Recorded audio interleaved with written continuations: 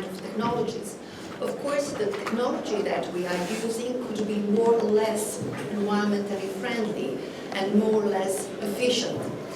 So basically, in the past, for the long, long time, our transport system was based on non-commercial renewable energy sources. We have used horsepower, saving shift mobility, but the amount from the service demand per capita was very low.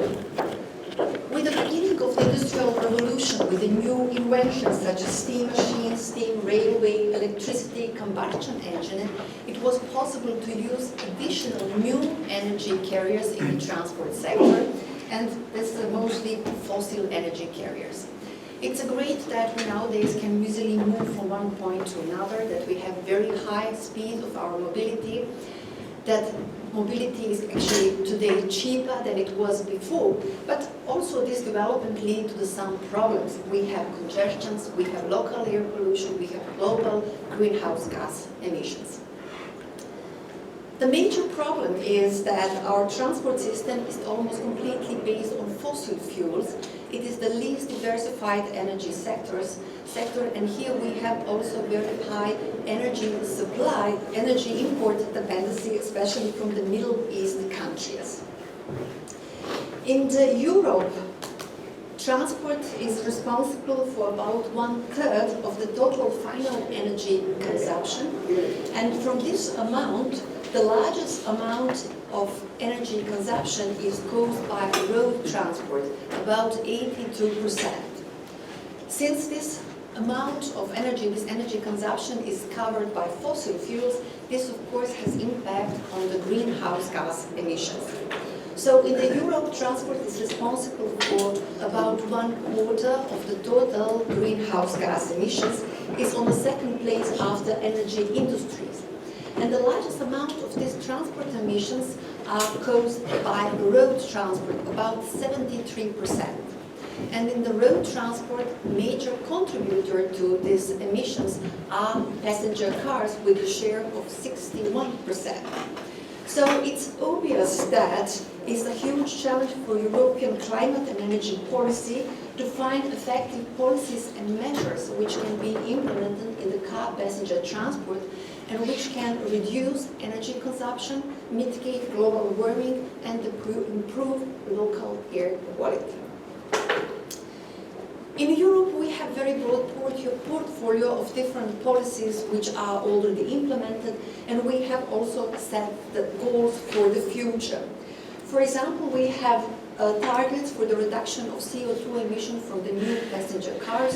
The next target, which have to be reached by 2021, is 95 grams CO2 per kilometer driven.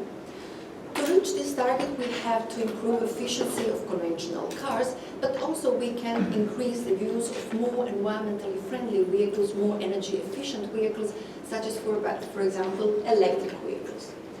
Then in the scope of the climate, energy and climate package for 2020, the goal is to have further reduction of greenhouse gas emission, efficiency improvement, as well as increasing use of renewable energy and electricity generation. And there is also a goal to have a share of 10% of renewable energy in the transport sector.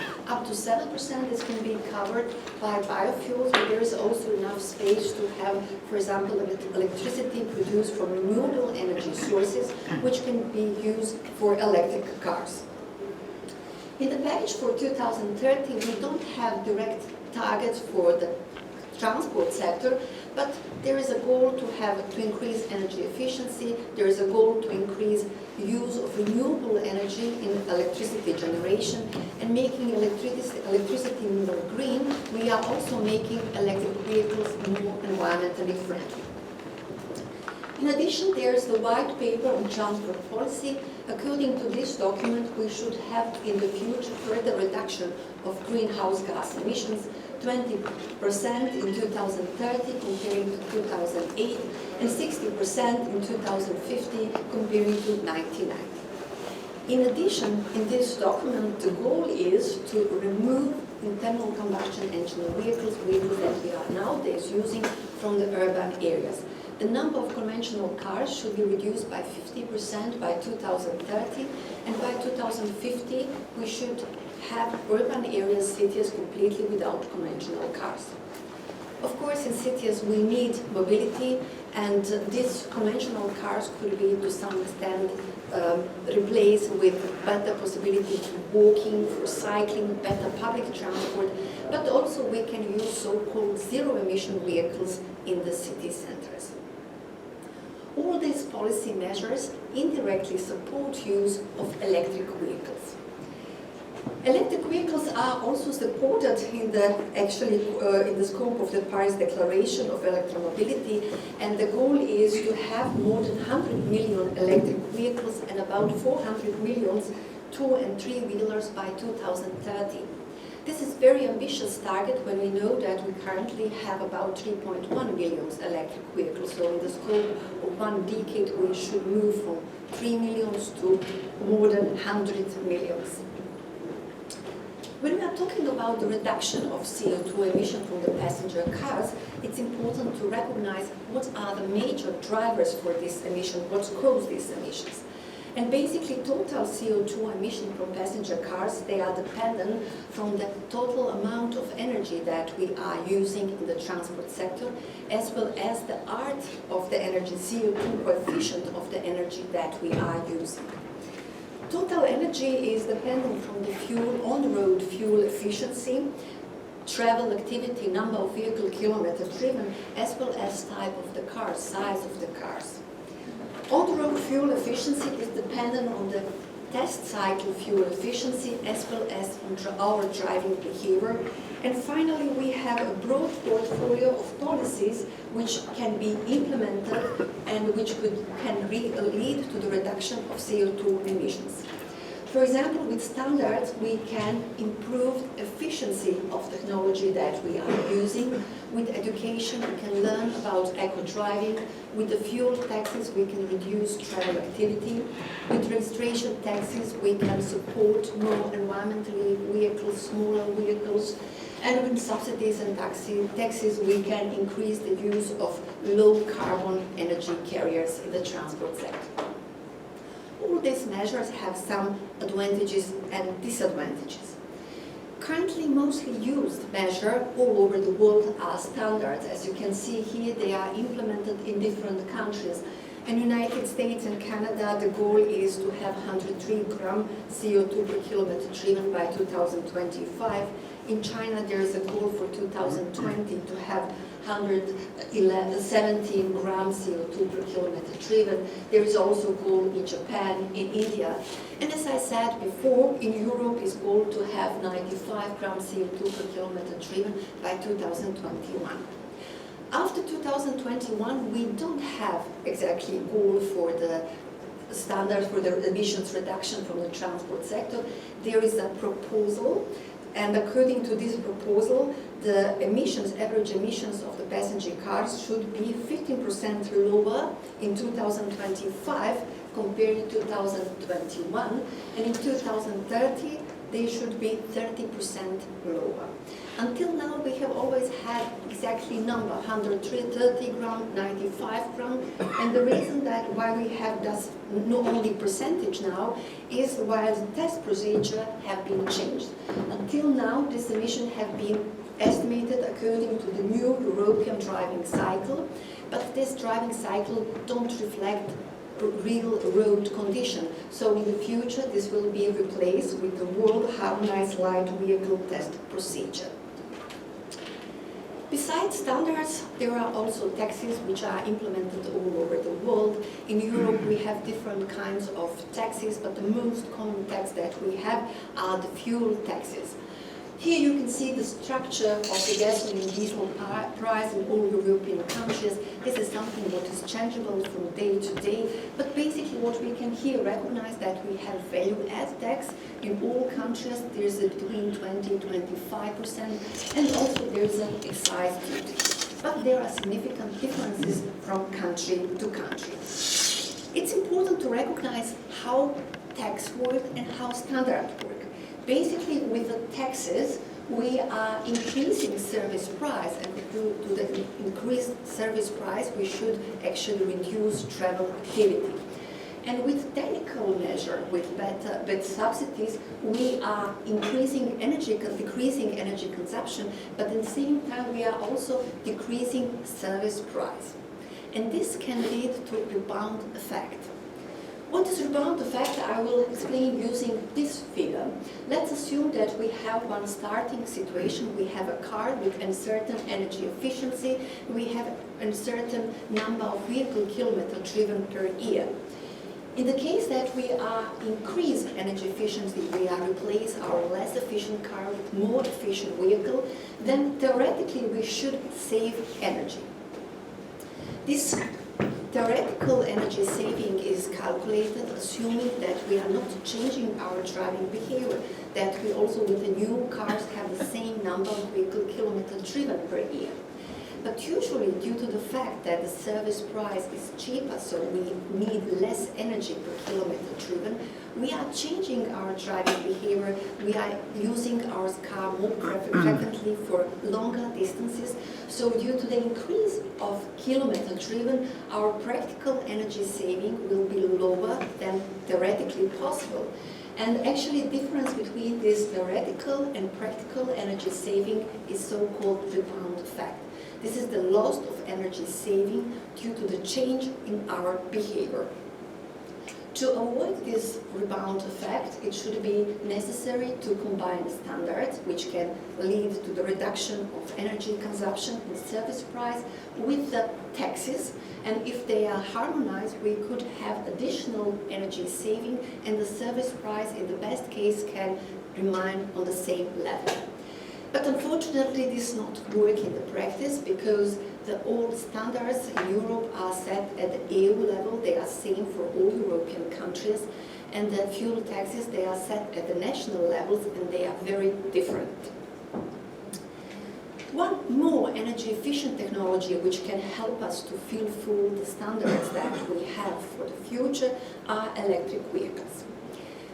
When we are talking about electric vehicles, it's important to recognize that we have different types of electric vehicles: hybrid electric vehicles, plug-in hybrid electric vehicles, range extender, battery electric vehicles, fuel cell vehicles. We here have different level of electrification, and all these cars could, to different extent, contribute to the reduction of greenhouse gas emissions. For the future, special interests are so-called zero-emission vehicles, battery electric vehicles, and fuel cell vehicles. When we are talking about environmental benefits of electric vehicles, it's important to look at the whole energy supply chain, starting from the primary energy sources which we are using for electricity generation, over car production, up to the final energy service mobility. And when we are talking about battery electric vehicles as zero-emission vehicles, they have zero-emission vehicles just in this one small part of the energy supply chain in tank to wheel, but not in the whole energy supply chain. So in this figure you can see CO2 emissions per kilometer driven of electric vehicles in comparison to conventional cars. In the case of conventional cars, the largest amount of emissions we have in this tank-to-wheel part, at the point of the fuel use. With the hybrid technology, which is more energy efficient technology, we can reduce CO2 emissions slightly.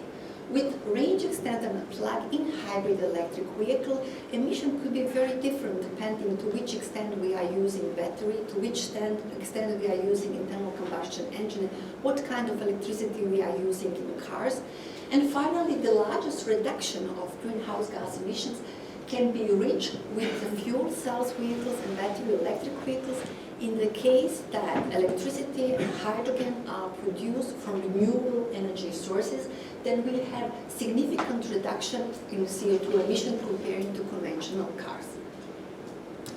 However, if we are using old coal power plants to produce electricity and then using this electricity in electric vehicles, we could have completely different situation. The total emission could be even higher than in the case of conventional cars. So it should be clear that all advantages, environmental benefits of electric vehicles, we have only in combination combination with electricity from renewable energy sources. The problem is that actually we nowadays have a car-oriented mobility. The number of cars is rapidly increasing all over the world.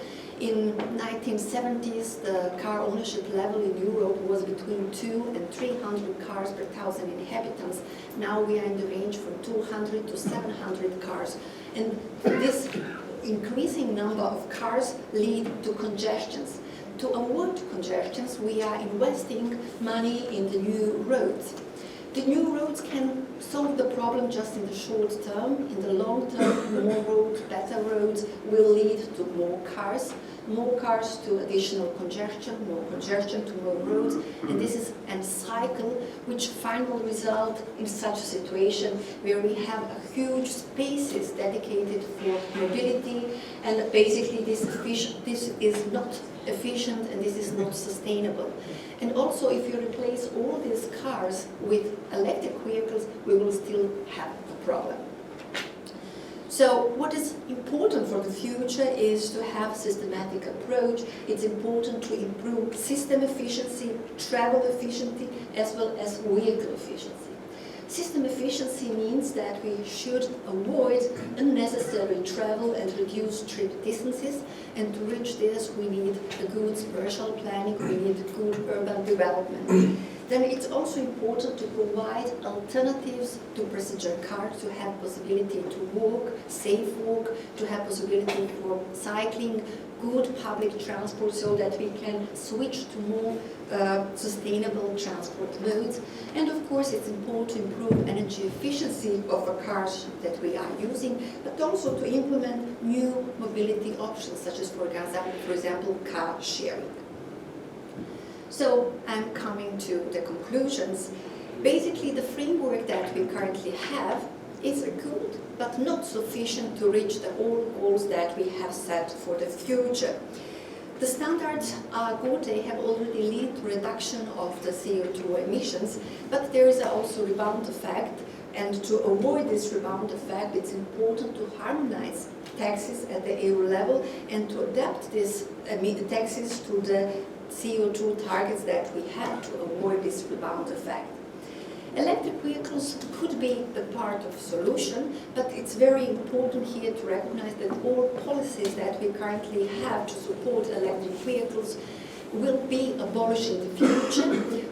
We need new policy design, and in this new policy design for electric vehicles, it's very important to include that all environmental benefits of electric vehicles we have in connection with electricity from renewable energy sources.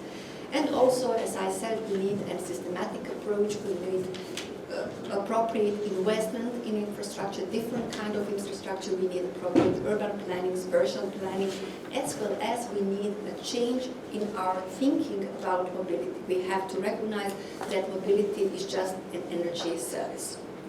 Thank you very much. Thank you, Amelia. Any questions?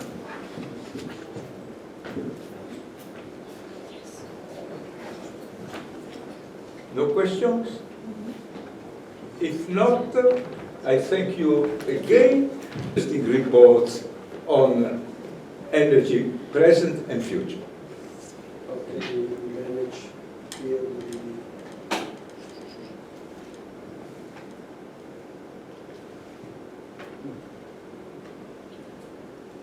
it is dark here. Maybe I try. I don't You know. can press one once again.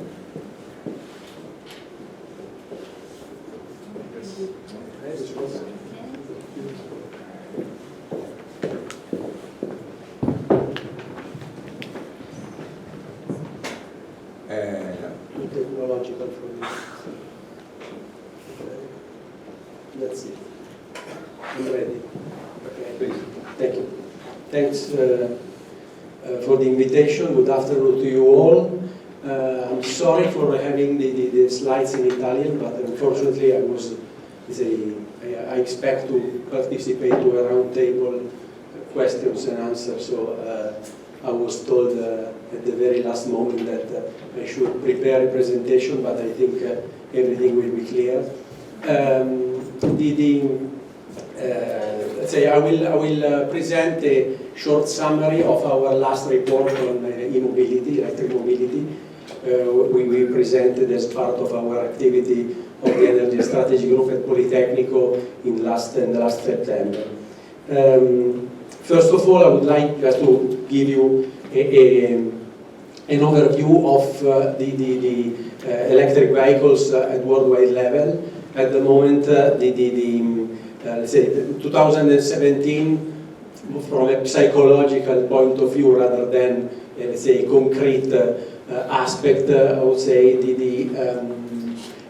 has been an important year because for the first time there has been more than 1 million electric cars sold at worldwide level. It's around 2% of the total cars sold around the world. It's not so much in absolute terms, but for sure is an interesting figure. And the market of at worldwide level is fully dominated by China, and Europe, as you can see here, has a smaller part in this development, with around 300,000 cars sold every year. In China is slightly less than 600, so more or less 2 times the number of cars sold in Europe. And in the United States, again, is 200,000.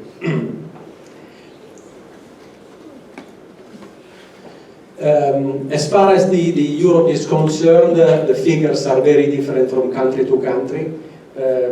Here you can find which is the amount, let's say, of the percentage of each country on the total of the cars sold in Europe. And the leading country is Norway with 22%, strongly supported by, let's say, a lot of subsidies for the purchasing of an electric car. Then we have 16% in UK, 19% in Germany.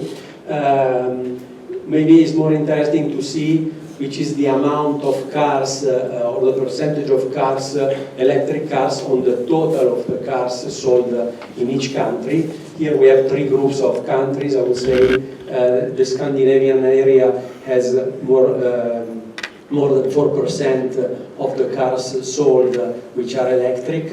In Central Europe, the percentage is between 1 and 4, whereas Southern Europe, Spain and Italy, it's less than 1%.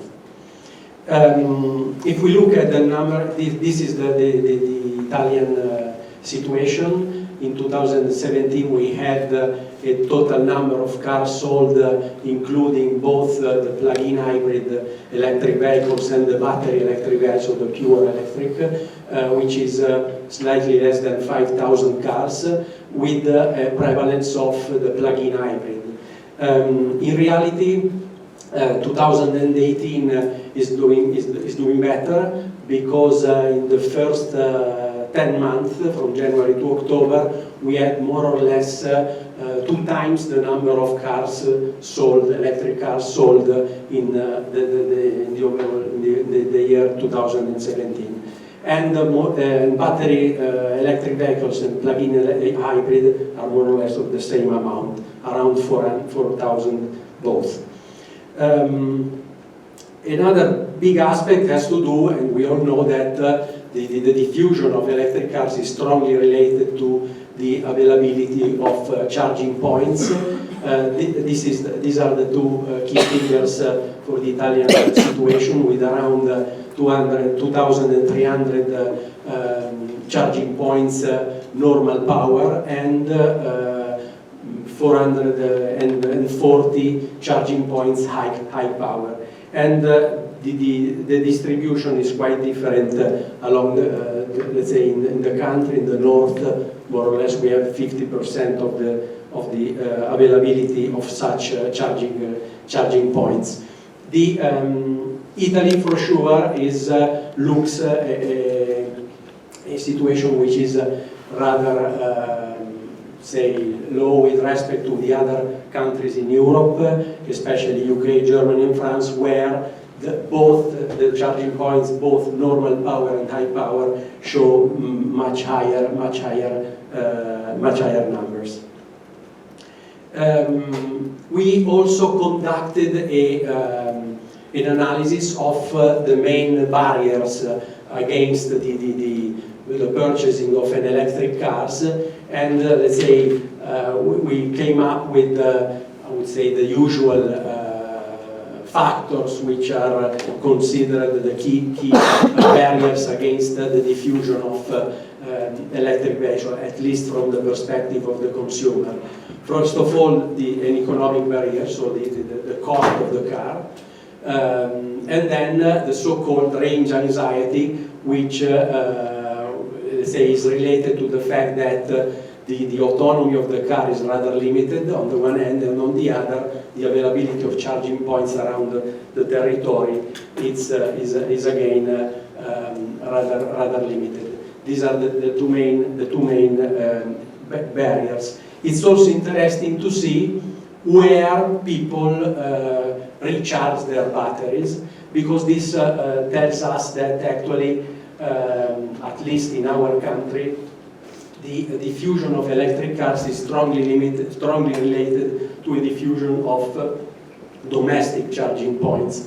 Because of our survey on the users of electric cars has shown that 2/3 of the owners use domestic charging points.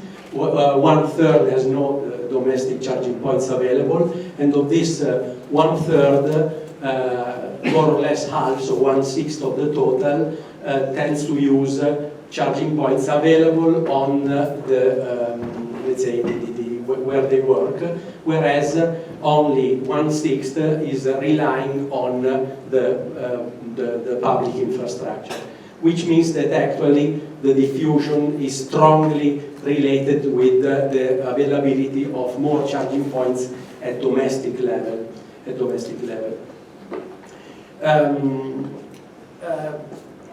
We mentioned that the barrier, one of the main, or at least the factor which was indicated as a main barrier against the diffusion was the economic barrier. In reality, let's say this is true if we look at the purchasing, the cost at the purchasing of the car. But if we look at the total cost of ownership, which is more appropriate, because you consider, of course, the cost of the car along the life cycle. Now, comparing two cars, let's say traditional car and the same model offered in the electric form, actually in 10 years' time we have that the total cost of ownership is equalized. So actually this is something that often also the seller of the electric cars do not let's say present and show and emphasize enough, but in reality nowadays, without incentives, because this has been done without any subsidy, okay, shows that the total cost of ownership essentially is similar in 10 years' time. So the overview we have, of course, has shown that now still the diffusion of electric cars is very limited, but all the forecast shows us that there is a lot of potential for that, and these are the scenarios combining our own survey and also the surveys available on the literature, showing which is the amount, the number of electric cars which we foresee will be around in 2020, still very limited, 2025, and if we take let's say the average scenario, we are talking of 1.1 million cars, and in the case of the accelerated scenario, so a scenario where all the conditions will be in place, we will have in 2030 approximately 4.8 million cars in Italy, and at least looking at the average scenario, which shows a very sharp increase, especially in the second half of the next decade. I'm coming to a conclusion and some final comments. In reality, say, when I was asked an opinion about the potential of electric cars, when we had 6-7 years ago some let's say forecasts showing that we would have had millions of cars around in 2020, I was very skeptical. Nowadays, I would say I'm much more optimistic for a number of reasons, because I think there are a lot of issues, a lot of factors which are pushing towards this big change. First of all, there is the ban to traditional cars, which has been announced by many cities, at least in Europe, Oxford, Paris, also Milan. So there are in 10-12 years' time, for sure, we will have, let's say, a ban to traditional cars. A second aspect has to do with I would say, an initiative which is being taken by the European Commission, which is leading to the creation of a consortium on battery manufacturing, including in the style of the Airbus consortium, so putting together all the main battery manufacturers in Europe and creating a sort of standard, but of course relying on much bigger economies of scale. And this could be essentially an enabling initiative. It could enable, of course, Europe also to play a role in this kind of transition. But for sure, the two main aspects have to do with the fact that in the last few years we have seen that both car manufacturers and oil companies have started to, let's say, to show an interest in this kind of, I would say, business, and let's say the number of models available are much higher. If you take the most important car makers in Europe, models from 2018 to 2020 are expected to raise from 15 to 50, let's say, which means that there is a, let's say, much bigger portfolio of offering. The Frankfurt, let's say, exhibition of the automotive industry has been called as the electric revolution, because all the main new things were concerning exactly this kind of activity.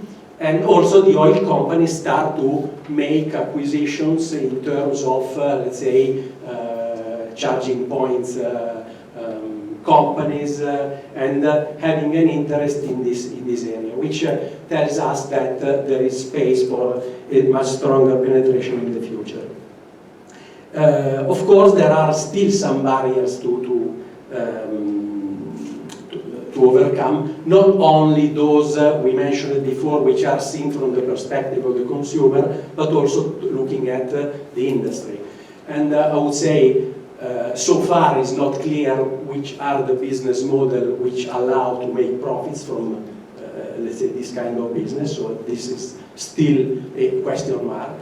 The second major point has to do with the disruption of the competencies that will take place in the car industry.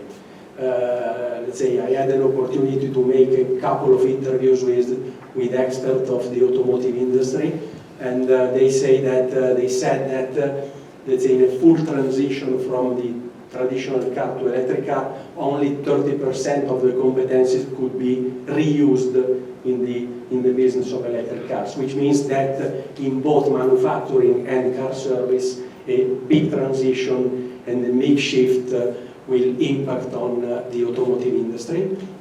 And finally, also the electric infrastructure should be, I would say, adapted to this kind of revolution, because of course it's not a matter of number of terawatt hours, because actually compared, we made an estimation the Italian case, and actually the amount of energy required for millions of vehicles is around 5% of the total demand of electric energy in Italy, so not so much. But the problem is that this availability should take place in a very, let's say, limited period of time during the day, so the evening hours, and this of course will raise the peak demand in these hours, and of course the power generation and infrastructure should be and will be adapted to this kind of challenge. Thank you very much.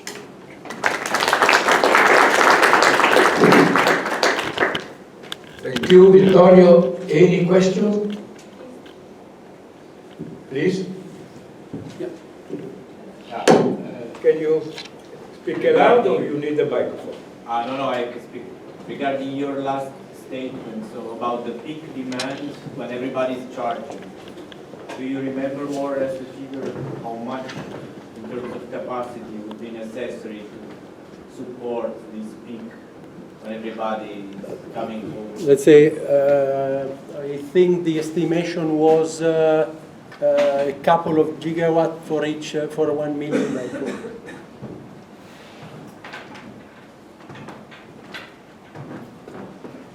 Please. You're the second one. Please. Sorry, one clarification, the 5% was just relating to passenger cars, is that right? Or Yeah. is that all transport? 5%. Just passenger cars, you're saying 5%? Let's say that total plans? is consistent with the penetration we have seen before. So let's say 4.8 million cars around Italy, in Italy in 2025. Please. Thank you very much for this nice presentation. It is interesting that you didn't spoke a word of fuel cells, which are also electric vehicles. And your presentation shows a very exciting period for electric vehicles. Makes me think 20 years before, we had the same discussion for fuel cells, when we saw a lot of partnerships between Ballard, the Big Four, Ballard with stationary use, and we thought at the moment that, well, the fuel cells may be the winners. And today the discussion has changed in the other side, so my big question is, who will be the winner at the end? Does it be Elon Musk with electric vehicles, or it will be Toyota with fuel cells? Let's say, in my view, for the electric cars, there are the conditions in place, because it's, let's say, we didn't talk about that, but actually, I would say the electric car is also becomes part of the energy transition as a whole. Because if you look at if you consider the point that the domestic charging points is a key issue, this is completely consistent with the new paradigm of distributed energy, which means that actually you will have, let's say, prosumers or let's say industrial users or commercial users where charging points will be available, and this in my view is something which will help much more the electric car to develop in the future. Hydrogen is the same thing. We can use hydrogen instead of But nowadays I would say, in my view, the infrastructure is more ready in terms of electric cars. So for you, the winner is the... Yeah, I think so. Sure. About the total cost of ownership being lower for traditional vehicles up until the 10-year mark, does that mean that for people, an individual has to keep the same electric car for 10 years in order for the cost to be lower? It seems like longer than most people keep a vehicle in Europe. Not in Italy. In Italy, the average life cycle of a car is 12 years. Okay. Is So there at any... least in Italy, the total cost of ownership should be, let's say, an advantage for the typical Okay. purchaser of a car. Okay. Do you see any improvements to that? Anything that might be likely to bring down, to make it less than 10 years before they... Sure. Let's say this is I didn't emphasize this aspect, but let's say the graph I've shown is related to the current situation without any subsidy.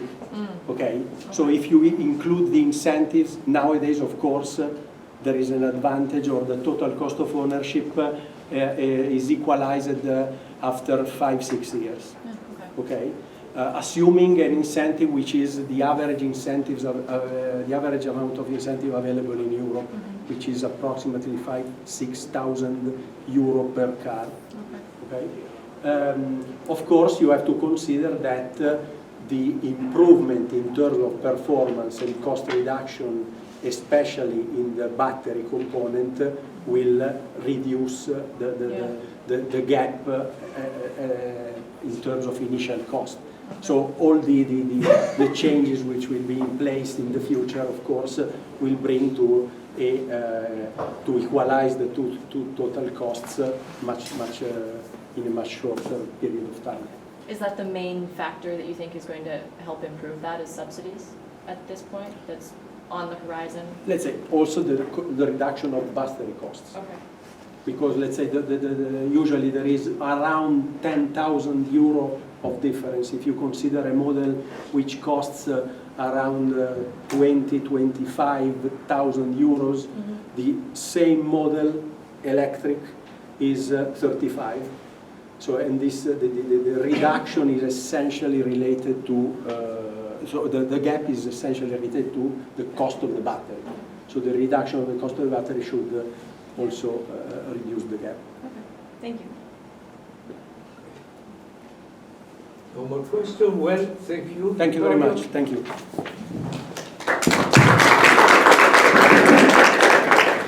Now, back to Morocco, and there it got a lot of activities and of jobs. It's that harder to list all the jobs. I can say that today you are focused on hydrogen utilization in transport. And you are the founder and the president of the Morocco Association for Hydrogen and Sustainable Development. Please. Just What? please. Thank you very much. Thank you for this presentation. Hello everybody, I'm very glad to be with you in this symposium. So I will have maybe some answers to the questions on hydrogen energy and some discussion we had. So let's begin with having a look that my colleague has presented in the developments as measured by the GDP requires. As you can see, since the steam engine patent in 1769, you will see that development grows up, and innovation and technology has a big impact on every energy development sectors. So let's then discuss and show how energy could fuel the growth. So in this diagram, you could see that the three big energy sources, which are coal, oil, and natural gas, take 80% of energy consumption. And unfortunately, when you see the green curve with 2% only, which is wind, solar, and geothermal sources of energy. So the same curve will show you that the carbon-intensive energy sources are finite. As you could see in the right of the presentation, the oil have only 50 years long. We're talking about coal, we're talking about only 114 years, and natural gas only a life of 53 years. So we don't have solutions than using renewables.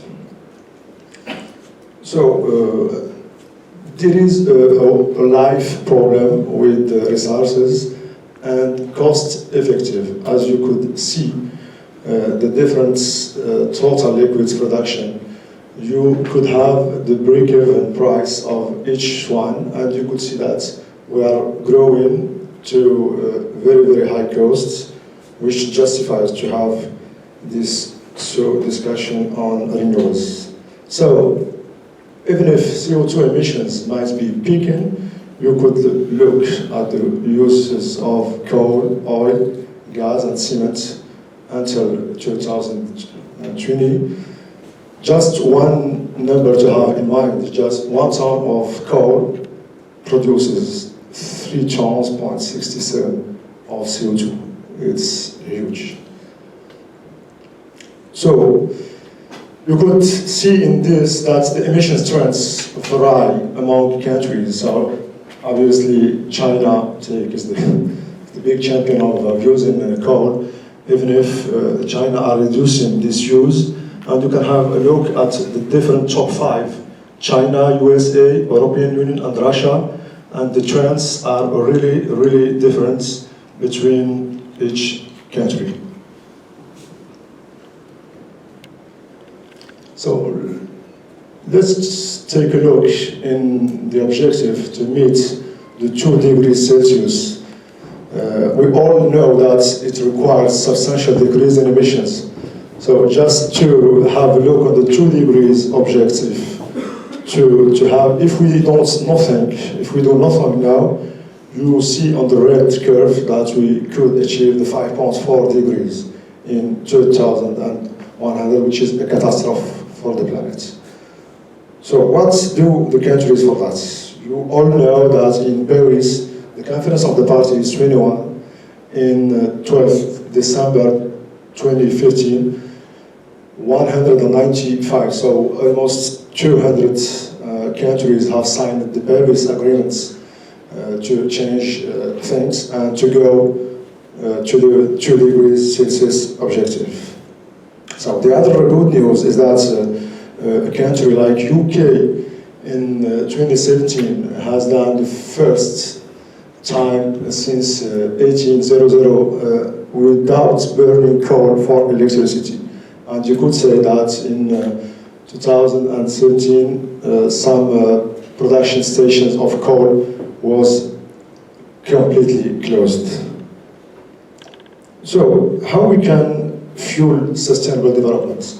You could see in the power consumption in the world, when we compare with GDP per capita in the different countries, you could say, for example, that the United States is the big champion of the power consumption compared with the GDP per capita. Countries like, for example, China, India are still in this part, which could be very, very impressive of the difference of use of each type of the power consumption. So the objective is to have a point you can have a look in the Italy consumption compared with the GDP per capita, and let's say that the objective is to bring all the countries in this objective, which is not as harmful as we have shown.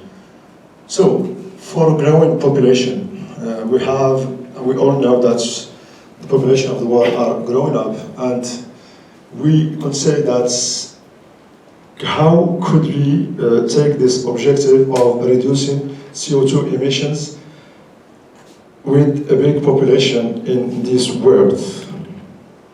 So the question is, are renewables really the answer?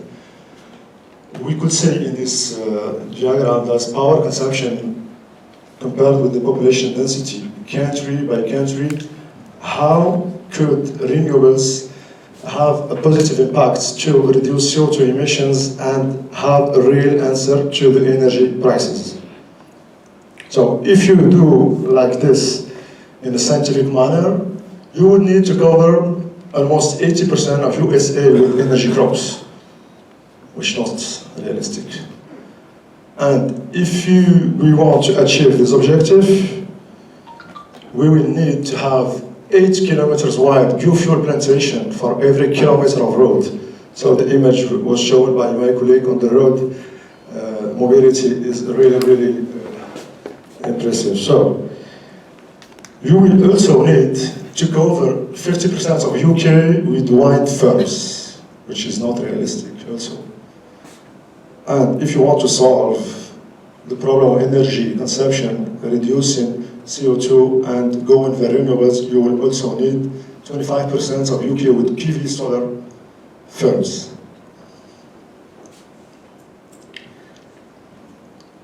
And this could help put nuclear power in perspective, because obviously nuclear power gives 1,000 watts per square meters.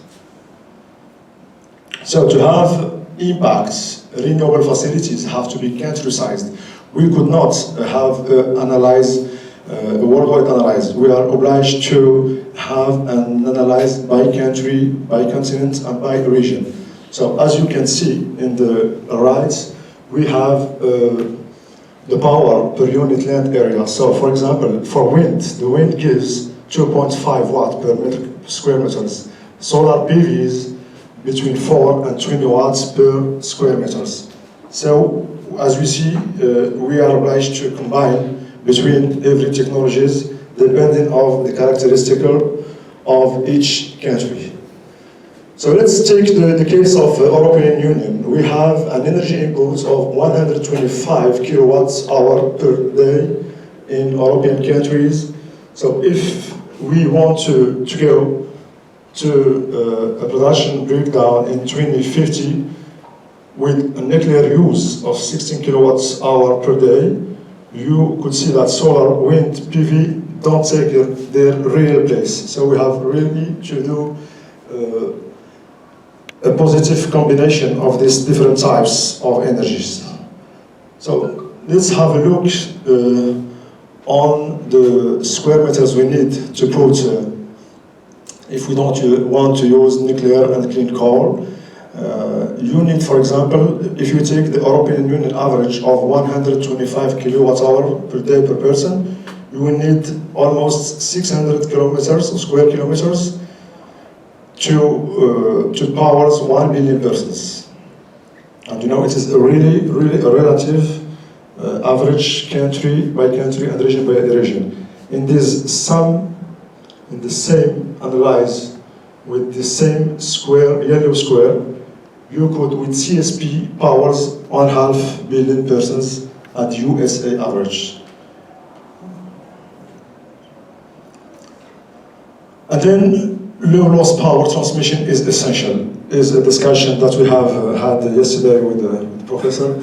Is a real subject to work on technology and in technical manner to progress in the low-loss power transmission between the technologies, the resources, and transformation to electricity. And you can see that with high voltage DC transmission is being really a key technology.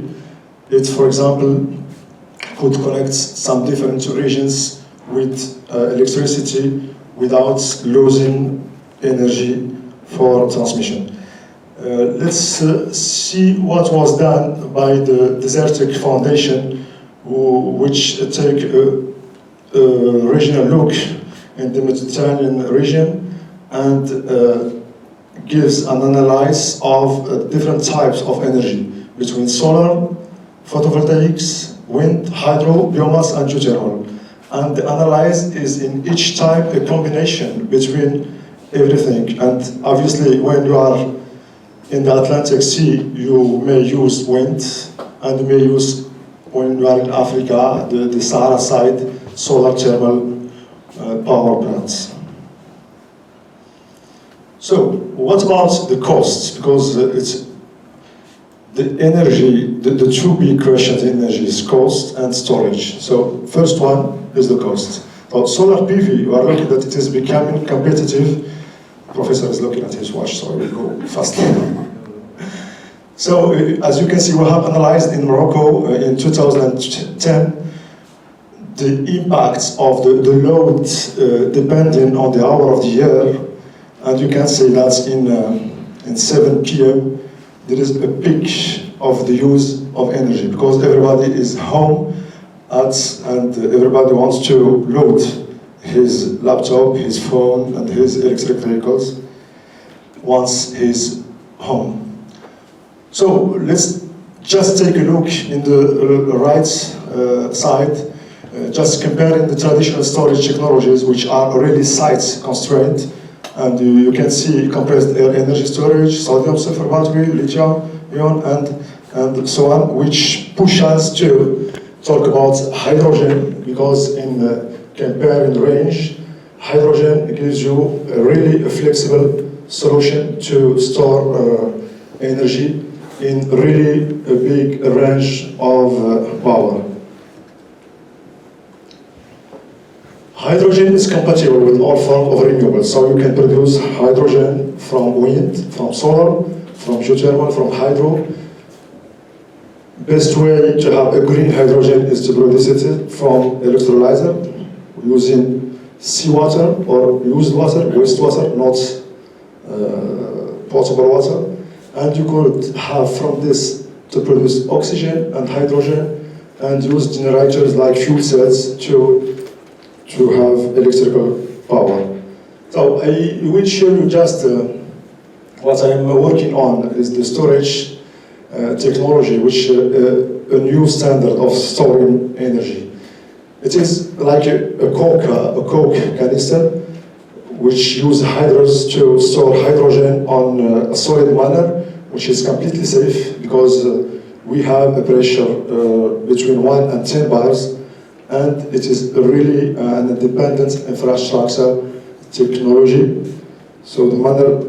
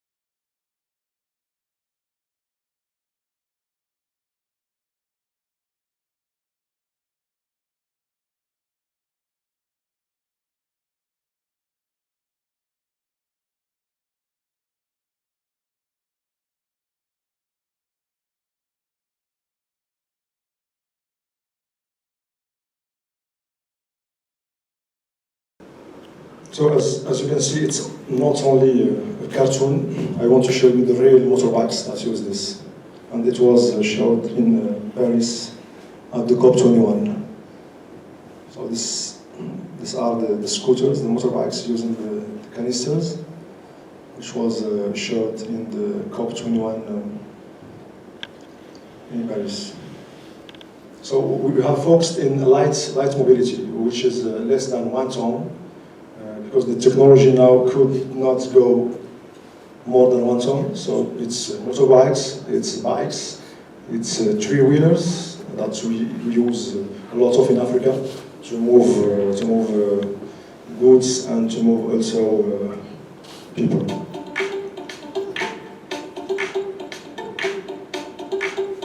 So this is the project in France with the SNCF, which consists to take the energy from the trains where they are breaking energy, to transform this breaking energy to hydrogen and to store the hydrogen in the canisters. And I think we have a question about the usage, and we could use sharing vehicles in the exits of the train stations.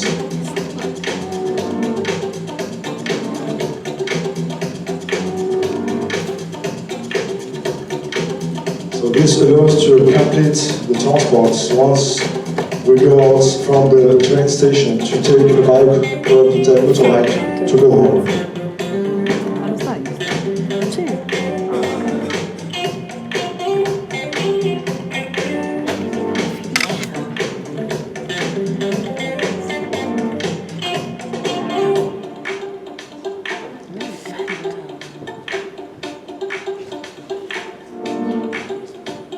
It was interesting for SNC.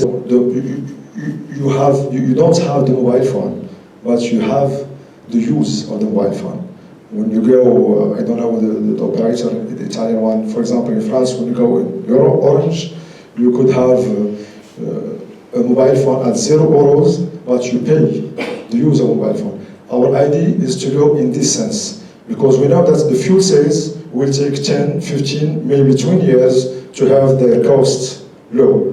So before, and we don't want to wait for this evolution. So our solution now is to go in the light mobility and passing by the incentives, by subventions of the states, of the regions, to give people this green usage in urban spaces. And the specific use, for example, for Marrakech, is now the authorities are convinced that they cannot keep the motorbikes using the gasoline, because now in Marrakech, when you compare with Casablanca, which is more industrial, we have the same rates of pollution.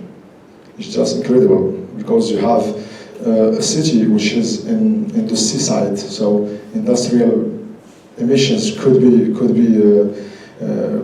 tolerated, you could say, but in Marrakech, which is more in the lands, and there is a touristic I would say must that you must have a green city. And for the second question about the batteries, it was about the batteries on the usage of canisters. No, natural energy sources. Mm-hmm. Right? If you produce your hydrogen, it can be renewable depending on how you produce it. If you tap natural sources, then it's not renewable. Exactly. When it is a natural hydrogen, it's in fact renewables. And the good news is it's renewables each 10 years. Each 10 years, and you will ask me why scientists don't discover hydrogen until now. They never look for it. They never look for it, because hydrogen is in fact in the 100 and 200 depth, and not in the same depth. So you're saying that the natural sources of hydrogen replenish themselves every 10 years? Yeah. Okay. Yeah. Oh, okay, let's take it offline. You'll explain this to me. That's okay. That's an easy discovery. Okay. Other short comments. Please. Well, if we compare hydrogen and electricity like carriers, hydrogen is not so efficient like electricity. But I am convinced that if we want that hydrogen be successful, it is strongly connected with the progress of the fuel cell, because the fuel cell has 3 times higher efficiency than conventional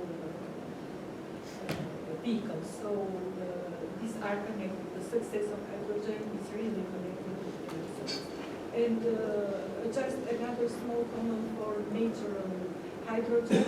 There are a lot of studies made from EFP and Russian people who find some which holes where they have some emanation of hydrogen, and in very deep oceans where there are some very high heat sources that, well, they are very difficult to be exploited. Just to say something about these two comments is that the natural hydrogen was discovered in several parts of the planet, mainly Russia, Mali, and Brazil. And I am working with one of the three big experts of natural hydrogen, Alain Prinzhofer, which is based now in Sao Paulo. And in fact, the big resources are in the sea. And what they discovered in Brazil and in Mali, it was really in the depth of 100, 200, 300. And the good news for this is in a geological term, all the planets has almost the same constitution in these depths. So the analysis is to say that we could find natural hydrogen everywhere. But now what it was said also is countries with oil and with natural gas, the natural hydrogen is not compatible with this type of resources. Okay. Please.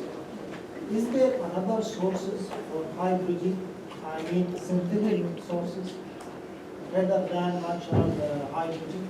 Can be extracted from the refinery or water? Is it, in terms of cost, is it feasible? So the two big technologies which produce hydrogen now is electrolysis from the water, from wastewater, from seawater, and what we are calling reformage. And the reformage from the methane, CH4. So producing hydrogen from methane is not really sustainable. And as we are talking about sustainable development, we push for the use of electrolysis to have hydrogen from water, which is really a green production from top to top. Thank you very much indeed, because it was an electric grid and was recently acquired by Enel. Thus is a part of the Enel group, and he is representing here both his startup and Enel group. Please. Thank you very much, and let me find my presentation. Okay.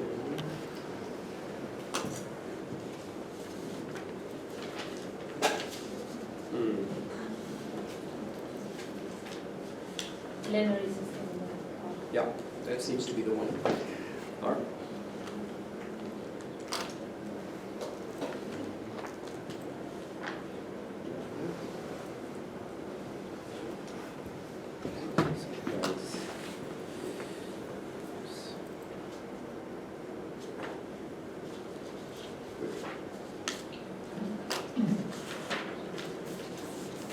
Thank you. All right, so I'm going to tell you a story based on our experience in California mostly, but expanded to Europe in the last year. And so this is a story of a startup, as our session chair just said. We were acquired by Enel about a year ago, and we're now fully integrated within Enel-X. So I'm both, it's a Californian startup, I'm a French guy, and I'm speaking, we're now owned by an Italian company, so this is a truly global story. So I'll start with who we are, then our vision and how we shared it with Enel, and our technology, and then I'll take a few examples until you interrupt me. All right, so where we are. So eMotorWerks is a company that does two things. It's a charging infrastructure company, electrical vehicle charging, and it does hardware on the one hand and software and services on the other hand. Right. We manufacture smart connected charging stations for electrical vehicles. And we're the leader in residential charging stations in the US. That's number one, so that's the hardware piece. And then the software piece, which is probably more interesting and relevant to our session today, is we developed a platform whereby we control all energy flows related to charging. We aggregate, we optimize, and we provide energy services. So that platform is called JuiceNet, and I'm going to tell you about it. These are a bunch of statistics that we are. The important thing here is we're now deployed in a few countries. We've been doing well in the US, so it is still mostly a US story that is coming to Europe, right? But it's coming to Europe, of course, with Enel, and Enel is already very well implanted in Italy and Spain. So that's the game. Yeah. So the timeline is we started manufacturing the charging station and selling them in 2014. This again is a startup story. That's a Kickstarter story. We sold them on Amazon mostly, so very capital light. JuiceNet, we started developing JuiceNet and then providing the software about 2016. We were acquired by Enel a year ago. Right, so that's our story. Now, why Enel? I believe one of the previous speakers said that large oil companies got interested in EV charging, and that's true, actually. So Shell did it with New Motion, Total did it with G2 Mobility, BP thinking about it. But it's not only oil companies, it's also utilities. And in fact, Engie acquired EVBox, Enel acquired us, and there are a number of other moves like that with European utilities, which are much bigger animals than US utilities, right? They actually can afford to have a strategy and R&D and all that, right? So we shared a vision with Enel, and the vision is simple. Enel is convinced that that the energy sector is going towards a decentralized system, and that digital and managing flexibility is probably one of the keys to managing this, right? So this is also what we're convinced of, and so there was a meeting of the mind, and so the vision fit. Enel, by the way, is structured in 4 business lines, no surprises there. E-mobility, which is the piece where we are. E-industries, which is about mostly demand response for large demand players. E-home, which is about residential assets, energy resources, solar, storage, but also other things. And ECD, smart cities. So that's the game, and mobility, by the way, touches all of them. It's a transfer thing. So that's Enel, and this is why again, this was a nice fit. Now, what's the vision that we're talking about? I don't need to convince you, well, actually I may. I see there are still debates on whether electrical vehicles are going to happen, how quickly they're going to happen, etc. Well, those debates depend on where you are, right? So I see 2 years ago in France, I was hearing the same debates I'm hearing here now, but also look at the ratio of EVs sold in France to the ratio of EVs sold in Italy. 2 years ago, you didn't have those debates in California, but you had them in some other parts of the US. So it all depends on how visible the EV penetration is to the people speaking. Now, so from where I'm standing, it is clear that we have passed the inflection point on the adoption curve of that new technology, perhaps last year, perhaps this year, but there's absolutely no doubt for a number of reasons that EVs are happening. It's similar, by the way, to what happened with solar 10 years ago, where for years people were saying, well, solar, the cost is not okay, the technology is not ready, and it wasn't. And then at some point between 2009 and 2014, costs were divided by 5, right? Because there were basically a major scale-up movement. China got involved, LCOE of solar went down, and then people said, oh, wow, what's happening? Right. This is happening with EVs now. So, and that we can discuss that. Now, the specific figure here doesn't matter. It's going to change every year, and it's going to be readjusted. What matters is that it is increasing. Now, what that means, of course, the 2 traditional obstacles to EV adoption are what? Range anxiety, so that's charging infrastructure, and then the second one is cost. Right? And so that so far has been addressed by subsidies, but also by the fact that battery costs are going down, and they are. Right? So Now, we will discuss those two things, infrastructure gap, customer TCOs, and of course car offerings, but pretty much every serious car manufacturer in the last couple of years started moving a significant part of their offering to EVs. Yes, it was due to what happened with Volkswagen, but also due to public opinion shifts everywhere. Right. Okay, so why does this matter to the grid, this EV store? It matters to the grid, well, again, this shouldn't be news to anybody here, but let me say it with our own words and the way we see this. There is a need for flexibility on the grid because of the penetration of renewables. That need for flexibility, what does flexibility mean? It means adjust supply and demand in a fine-grained manner in time and space, right? Both time and space. So it could be flexibility, it could be minute by minute. It could also be in a distant future, it could be 100 meters by 100 meters. Right now that's not the case, right? You have one price of electricity in the whole of France, let's say. But it is the case in California where you have 3,800 different prices of electricity in real time, right? So we're talking about flexibility, and flexibility is a question of assets, it's a question of grid infrastructure, it's a question of software to manage it, and it's a question of market design and regulation, right? So it's a complex game. But we need flexibility to manage this because otherwise, you know, grid operators will tell you too much renewable penetration, can't manage it, it's going to break my grid.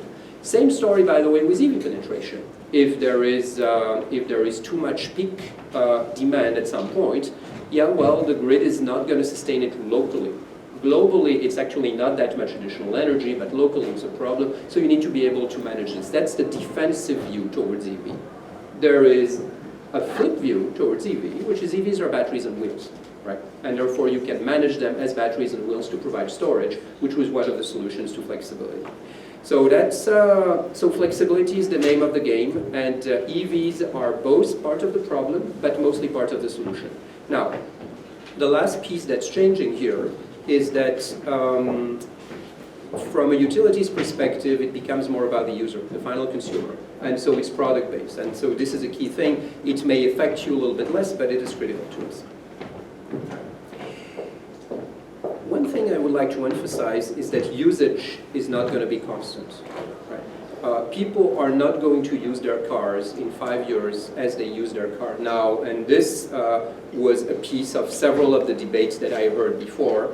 For instance, one thing that may make EVs more efficient cost-wise than ICEs is the fact that if you use them very intensively, their cost per mile actually goes down significantly because they're easier machines to take care of, right? So EVs in fleets cost less than EVs belonging to drivers that are amortized over 15 years. So that's one thing we need to keep into account. And the EV usage is not going to be the same, and it's going to be, so EV from the OEM's perspective, the car manufacturer's perspective, the electrification story is colliding with the ride-sharing story and will collide with the autonomy story. Those stories are not that separate, right? So let's keep that in mind. Now, what do we do? And why we manage flexibility. So EVs are flexible resources, and this graph shows in a typical residential setup the shiftability versus load size of various types of loads, right? And so EVs are out there. They're big loads. The EV, charging your EVs is on the same order of magnitude of consumption as almost the rest of your house, if you're a typical EV user in California. So it's a very big load, and it's rather shiftable, as you will see. So your typical Californian driver needs 12.5 kilowatt hours every day to charge his car, right?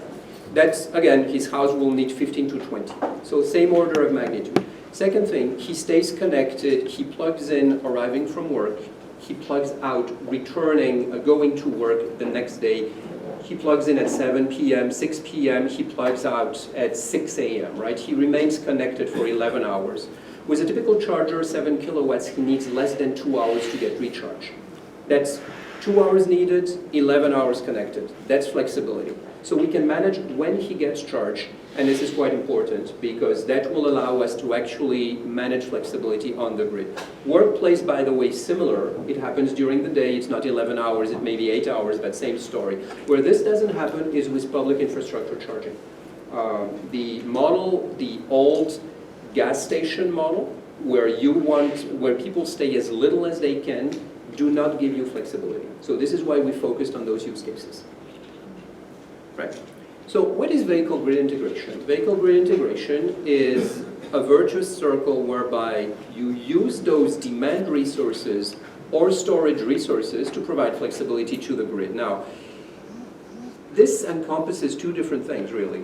What we're doing, which is managing the demand, scheduling the optimal charging according to the needs.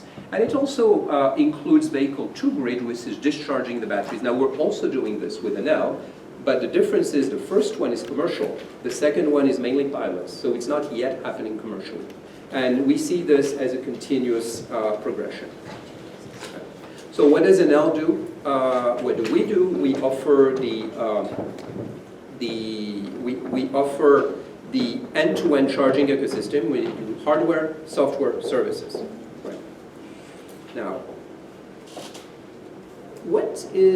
these new business models are actually, it's not just about a new technology, it's about who you provide value to or for. Right. So we sell these services to two types of customers. B2B customers, so businesses, parking lots, multi-user dwellings, supermarkets, and then residential customers. These are the two end customers. But to be able to deliver flexibility services, we need partners, which are not end customers. We partner with utilities. Well, one utility actually bought us, that's Enel, but we partner with others in other countries. We partner with car manufacturers because we don't only control the charging through the charging stations, we also control the charging through the vehicles directly using the telematics of the car. This is another type of thing we can do. And the last type of partner is hardware manufacturers, companies that manufacture charging stations. We make them smart and we connect them to JuiceNet. So they get to sell smart products, and then there are more assets that provide flexibility to the grid. So that's what we're doing. Now, how does this work? A little bit more technology and also business. JuiceNet does what? Basically, we control the resources, we control those charging stations and the energy flows, and it's a mathematical game where we predict the native load, the load that those charging stations would have if we didn't manage it. We also predict the different prices or value of a kilowatt or a kilowatt hour in the real-time electricity market, in the day-ahead market, providing frequency regulation or using behind the meter, and then we optimize the charging schedule according to that to provide maximum value to our customer. So there's a value chain there. And it could be for economic value, by the way. It can also be for CO2 emissions. That's actually a choice of product or offering. Right? Now, in technical parlance, what are we? This is aggregation and optimization at the same time, and we mix behind the meter and front of the meter energy services. At the end of the day, these things are the same kilowatts or kilowatt hours that you can use locally, or you can use it with the system at large. Right. So this is what we do, and we do it. We can do it with other aggregators as partners. Okay, so examples. So what have we been doing in California? So California is a special place. Why? It's not because of technology in Silicon Valley. It's mostly because the grid is, well, so the grid has needs in California that doesn't necessarily have in other places, but also from the regulatory and business model perspective, it's a very open place. So regulation has been evolving for the last 5 years, every year, to allow more participation of distributed resources and easier participation in markets, aggregation, providing demand response, etc. So that's why it was easier to do things in California. So in California, we play with partners on the day-ahead market, on the real-time market, on demand response programs, and that's how we provide flexibility. So example one, virtual batteries. This is thousands of users who have charging stations that have signed up, they are connected. We aggregate their demand, we manage it the way I described, we compute the optimal schedule. From us, they're seen as a virtual power plant, and then we provide energy into demand response programs or energy markets, right? That's number one. And so you can see, for instance, demand response programs. This is last August, and this is DR event connected to the day ahead market. And so that is why we manage the demand to respond to those changes. Yeah? Second type of example, partnership.